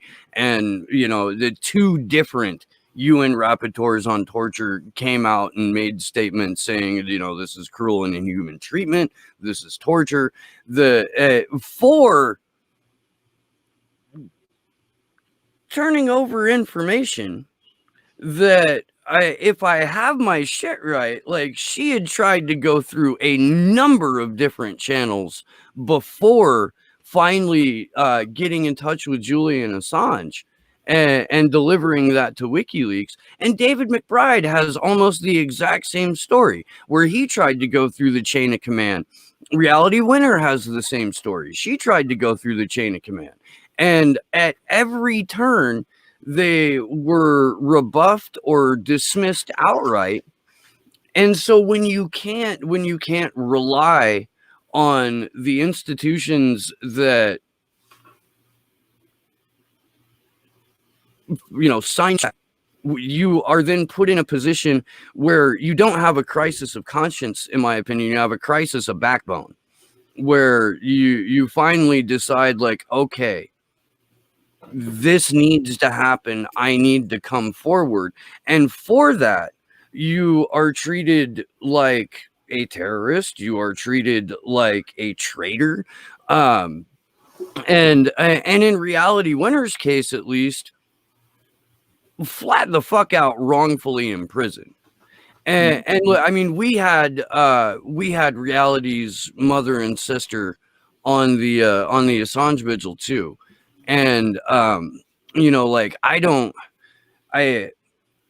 felt like it was putting us in a difficult position too, because every time we looked at the material, it just became more and more clear that, you know, their daughter and sister was incarcerated on an absolute hill of bullshit. Yeah. And the example set seems to be, no matter what your information is, no matter what comes across your screen, you keep that shit to yourself or we'll get you. Yeah. And that's not how a society that at least claims to function on transparency works. Yeah, but we function in I mean, all of these leak cases happen within the justice system of the United States, which is an important point to make, because people who lack the resources are going to plead out instead of go to trial, because it's so expensive to fight these cases. I mean, also, when we're talking about things that the government claims are classified, then you have to go through all these hearings that deal with the classified information, and those are intense, and there's security precautions that the courthouses force you to go through. There's all these protocols, and then these trial proceedings can drag out and on, and the legal bills just mount up. And obviously, you're also hearing you're charged under the Espionage Act. You can get up to 10 years in prison, and that's going to frighten anybody. Who wants to go to jail for 10 years over a document? Like, right. And then, so if you can plead out and get 4 or 5 years, obviously that's better. Same with John, you know, like, you plead out, you get 30 months, you're taking the deal. And so you don't get a chance to go to court and challenge it. So I'm suggesting if Reality had a trial, maybe she would have challenged the actual information inside that document and said, well, let's dig into what this is. This should have been unclassified. And, like, you know, we can discuss and debate what we think this really means. But like I said, this is like a spam message in your folder, in your email box. What the fuck is this doing classified in NSA's system? This doesn't show anything but that some stupid election company got targeted with spam hackers. Yeah. And look, I hope that if nothing else, everything that has happened to Reality Winner serves as a cautionary tale for all future whistleblowers to never go through the fucking intercept. Like, I mean, even John will tell you to stay away from Matthew Cole, you know. But what's interesting about the original articles that surround Reality Winner is that Ryan Grimm is attached to those too. Ryan Grimm last year had an interview with Bernie Sanders and AOC, which was just the biggest fucking fluff softball, like borderline propaganda interview that I think I read that year, and there were a lot of them. And Grimm had the audacity to bring up Reality Winner's name to Bernie Sanders and AOC, and AOC shuts this shit down immediately with like, well, first Bernie says, you know, I don't know anything about Reality Winner. You know, gives a Donald Trump answer. I've never heard of this person. I don't know who they are. I don't know what they did. Basically the same thing he did with Tim Canova when he threw him under the bus in 2018. And AOC like shuts that shit down with, well, you know, we're talking in the most general terms. We don't want to get into any specifics here. And the question was innocent enough, like, how do you feel about whistleblower protection? Should there be whistleblower protection? Something like that. And Ryan Grimm is asking this, knowing goddamn well that the outlet that he wrote for is 100% responsible for the incarceration of not one, not two, but 3 whistleblowers that we know of. And this is why, like, source protection is so important. I mean, Richard Esposito is another guy who people can look at. I didn't pick it up, but someone who I respect the work that he does, Ben Norton, did a good piece on Richard Esposito over at the Gray Zone, so people can dig into that. And his revolving door relationship with the NYPD, apparently, that you know, he's gone in and out of the police forces and media, and was at the Intercept for a period of time. Was a name on the Reality Winner story, and he was a name on John's story as well. He worked on the stuff related to Kiriakou. So, you know, I look at all of this and I think, one, you got to be really careful if you're going to tell people you can take on leaks from whistleblowers or take on leaks in general. You better know that you've got your shit. I'm not there. I'm not one who sits around and says, come to me. Yes, so far, the role that I fulfill with the resources I have is to just cover these issues well as they develop through other outlets that have the resources and structures to support receiving those leaks.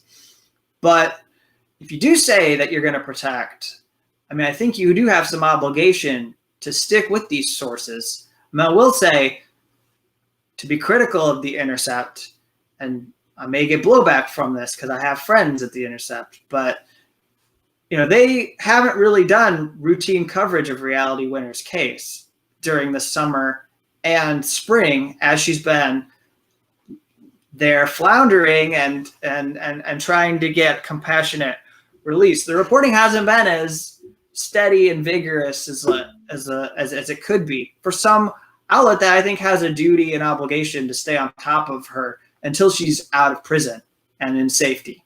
And this is the way I feel. Same for Terry Albury, who's an FBI whistleblower who's still in prison, going through his own experiences right now, trying not to get sick from COVID, exposed racial profiling within the FBI system, the way they go after informants using racial profiling, manipulating their races and ethnicities, etc.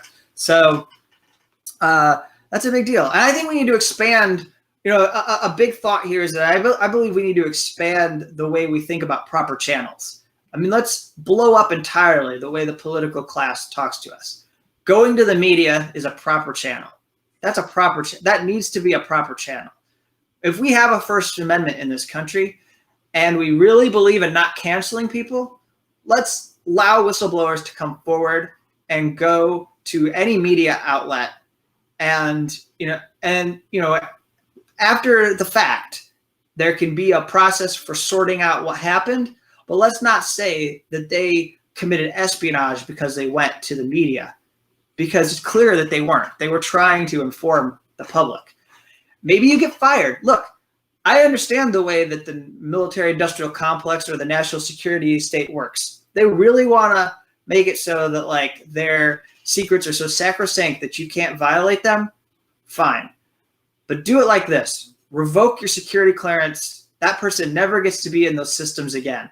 But they made a choice to disobey orders and regulations and reveal that information because they decided my access is not as important as the public knowing what I see today. And so they gave up that information. And you shouldn't go to prison because you saw something that people needed to see. I mean, what's the fucking DHS slogan? If you see something, say something. And yet people are going to prison because they're doing that. Exactly.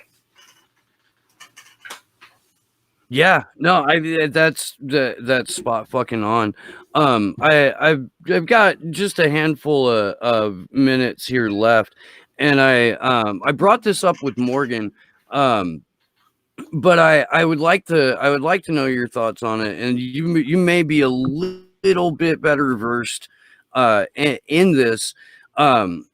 Last week, or I guess at the beginning of this week, when the case management hearing for Julian Assange took place, and they decided not to introduce the second superseding indictment, Stella Morris came out and she said, me and Julian's defense team are now sufficiently afraid that the U.S. is going to drop this indictment entirely, rearrest Julian on the exact same charges, but make it so that this hearing in September doesn't happen. And when a hearing does happen, it happens after the election. Is that something that you see as a reality, or is this, is there sufficient grounds for that? Because motherfucker, we got plans for DC in September and we would like to be able to go through with that, So it's hard to tell. I do think it's odd that they hold this case management hearing and they don't give the second superseding indictment. That looks like a tell. That looks like a tell that something more is going on, because it was issued. I reported on it, and yet it's not been officially served to the court. So anyone can see that that's bizarre.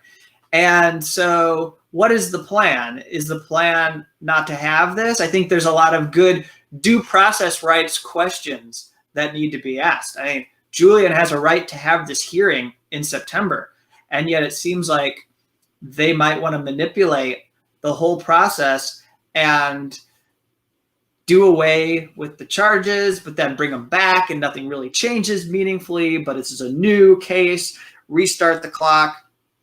Then we have an extra number of months. And also, if you're the government, then maybe you can add some more into it. So it's just, we're in this very odd moment where you've got the pandemic as a backdrop, but obviously I don't think that the Justice Department really cares about that. I think they're going to go forward. I mean, look, we've seen how they don't really care about wearing masks and like safety, and it's just reported in the last couple of days that they were willing to have a genocide in blue states because they didn't want to have a national response because it was, it's going to affect democratic blue states. So let's not have a testing regime that can be used for the whole fucking country. So, I mean, that's the way they're thinking. So why would the pandemic factor into the Julian Assange case? It probably doesn't. But it's the backdrop, and they know it could affect things in the UK because there are decisions that the UK might make at their courthouse. And I do think that, like, the biggest thing for me is Julian is in this jail cell just waiting and waiting and waiting.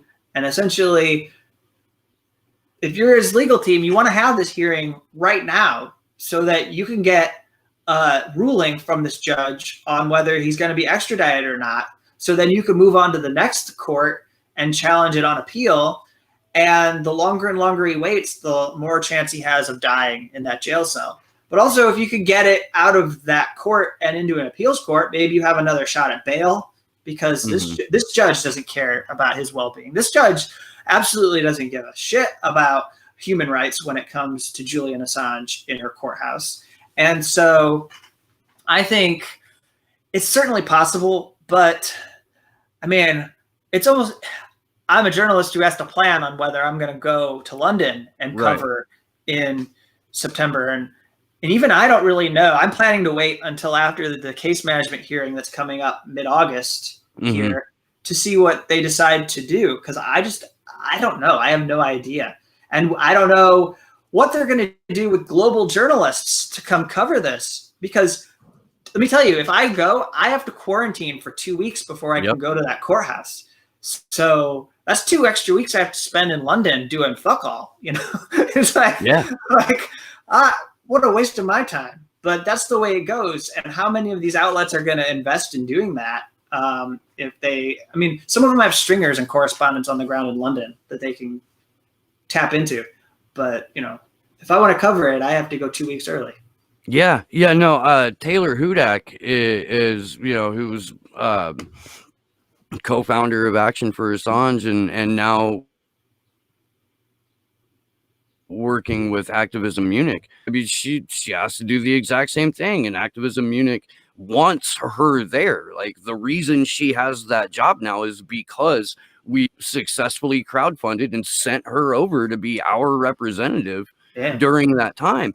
And yeah, I mean, she's like, I've got to pay for half of this shit on my own dime. Like, I don't, what the fuck am I going to do for 2 weeks? I don't, you know, it's not like you can't just hole up and have all your meals delivered or all of, you know, everything brought to you. That shit is expensive, man. And I hope that for the people who are at least part of independent media, where almost all of this is self-funded or based on donors, like I do hope that people can go through with the plans that, what the fuck is wrong with my camera? That we've all been making since goddamn February, you know, regarding this. I guess the stasis that we're all in over this is fucking nerve-wracking, man. It really is. And if I can just get in quickly, I know we're at the end of the show, but I would feel a lot differently if Julian Assange was in home confinement. Yeah, I would feel a lot differently. I would be saying there's no reason we have to do this hearing in September. We could wait till next year, because he wouldn't be in jail. If he wasn't in a maximum security prison, a high with you know, people who have done very serious crimes, you know, then I would feel a lot differently.